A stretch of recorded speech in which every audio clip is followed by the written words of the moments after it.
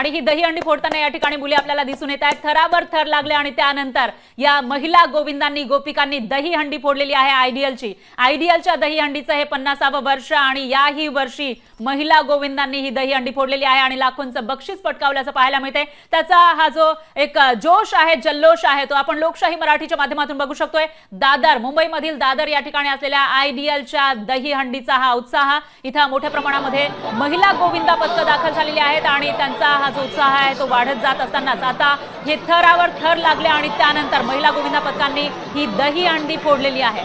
दरम्यान राम कदम यांच्या दहीहंडीच्या ठिकाणची दृश्य आपल्याकडे येत आहेत। या ठिकाणी पारंपरिक कार्यक्रम काही सुरू आहेत, भजन गायन वादन या ठिकाणी केलं जाते, त्याचीही दृश्य आपल्याकडे येत आहेत। लोकशाही मराठीच्या माध्यमातून आपण राज्यभरामध्ये जो उत्साह आज दहीहंडीचा पाहायला मिळतोय, ज्या पद्धतीचे कार्यक्रम घेतले जात आहेत, ज्या पद्धतीने गोविंदा, महिला गोविंदा असतील किंवा पुरुष गोविंदा, त्यांच्यामध्ये एक उत्साह आहे, कॉम्पिटिशन आहे, सुरस जी निर्माण झाली आहे त्याची दृश्य आपण बघत आहोत।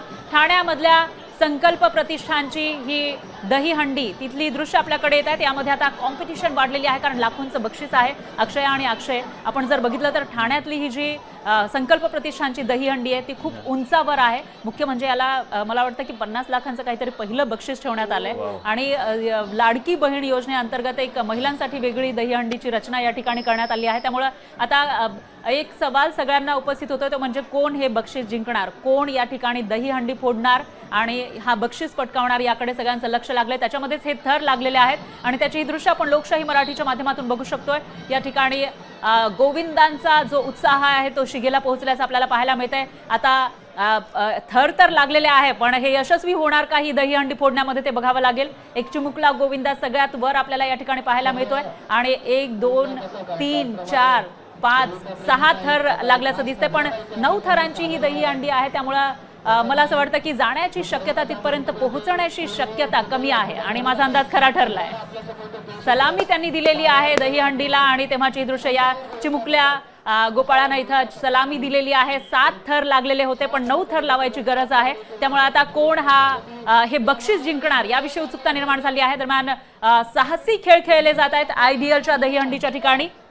मर्दानी खेळ इथं साजरे केले जात आहेत आणि त्याची दृश्य आपण लोकशाही मराठीच्या माध्यमातून बघू शकतोय। आयडियलची दहीहंडी, या दहीहंडीचं हे 50वे वर्ष आहे आणि या ठिकाणी महिला गोविंदांकडून दहीहंडी तर फोडण्यात आलेली आहे, पण आता हे जे साहसी खेळ आहेत, शिवकालीन खेळ या ठिकाणी सादर केले जात आहेत। लोकशाही मराठी ऐका, पहा, जागरूक रहा।